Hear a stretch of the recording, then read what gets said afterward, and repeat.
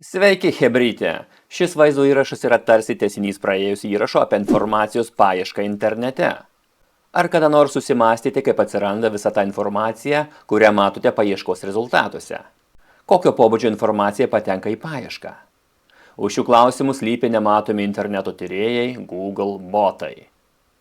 Įsivaizduokite didžiulę, sakyčiau, milžinišką biblioteką, kurioje saugoma milijonai, milijardai knygų.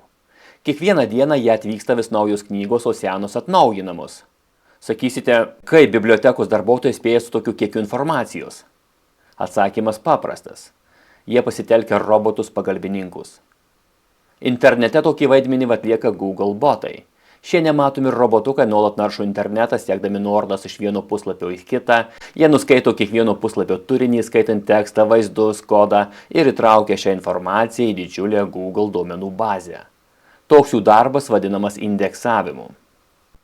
Tačiau Google botai ne tik indeksuoja viešai prieinamus tinklapius, jie taip pat gali patekti į neapsaugotus įrenginius, tokius kaip maršrutizatoriai, kameros ir net įkiša savo smalsią nosytę į išmaniuosius televizorius bei kitus įrenginius prijungtus prie pasaulinio tinklo.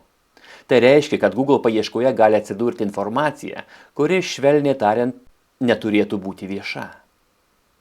Ar tai kelia pavojų? Viena vertus, Google botų darbas padeda mums lengviau rasti reikiamą informaciją. O kita vertus, kyla didžiulis nerimas dėl duomenų saugumo bei privatumo. Google botų suindeksuoti įrenginiai taip pat papuola į milžinišką Google biblioteką, iš kurios jie patenka į paiešką.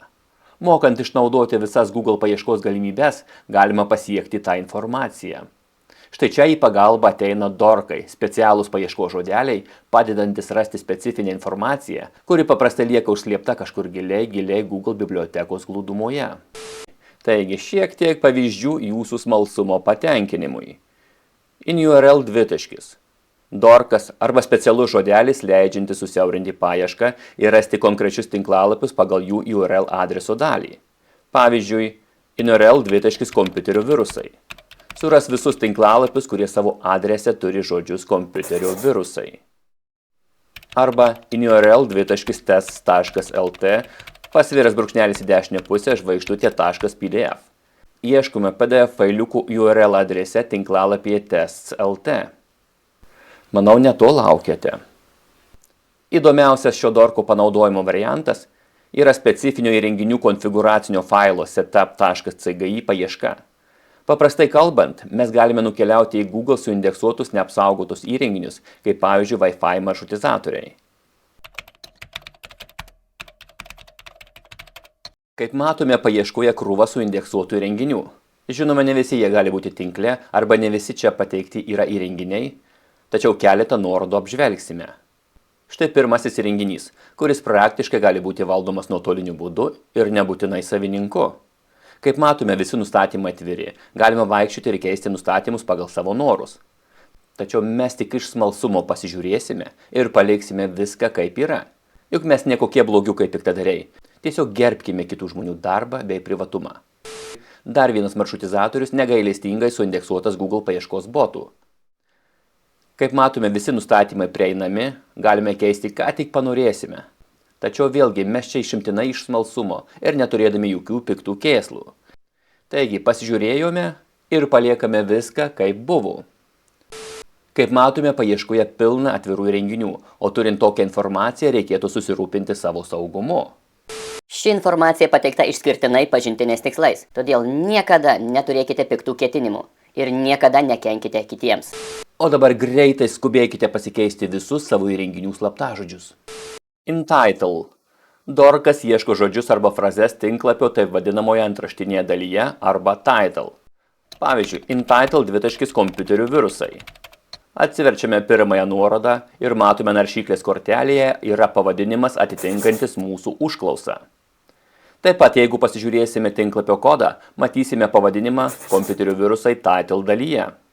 Tačiau su InTitle galima surasti suindeksuotų serverių arba svetainių atvirus aplankus bei matyti jų turinį. Taigi šio dorko pagalba mes matome krūvą suindeksuotų atvirų aplankų, galime laisvai naršyti domėtis atvirą informaciją, tačiau vėlgi tenkinam savo smalsumą ir nieko blogo nedarom, nejudinam.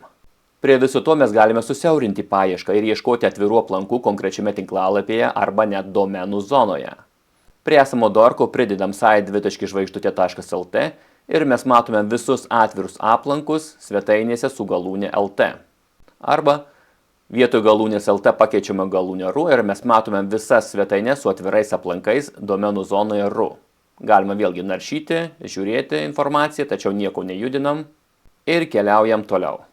Dorko Entitle pagalba galima ieškoti įrenginius, pavyzdžiui, Google botų suindeksuotas atviras kameras. Štai toks dorkas ieško atvirų kamerų palaikančių pan and tilt funkcijas. Kaip matome, paieškoje yra atvirų kamerų, kurias galima atsiversti ir grožėtis rodomų vaizdu. Kai kurias jų galima minimaliai valdyti. Štai keletas rezultatų jūsų smalsumo patenkinimui. Ši informacija pateikta išskirtinai pažintinės tikslais. Todėl niekada neturėkite piktų ketinimų ir niekada nekenkite kitiems. File type. Ieškome failų, tačiau ne bet kokių, o tų, kurie turi slaptažodžius. Žmonėms labai būdinga užsirašyti slaptažodžius kur nors į Excel failiuką ir dar su pavadinimu password. Na šiaip nėra ko slėpti, ir aš taip dariau. Taigi, pasižiūrėkime, kokius rezultatus parodys mūsų dorkas.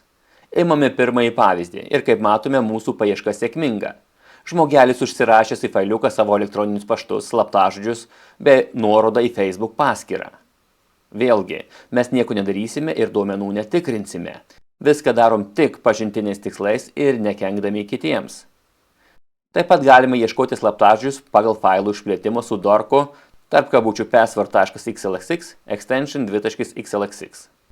Ir pabaigai noriu jūs supažindinti su servisu The Digger, kuris turi nemažą dorko integraciją ir geba ieškoti atvirus failiukus debesyje, tokiuose servisuose kaip Google, Yandex, Amazon, Dropbox diskuose.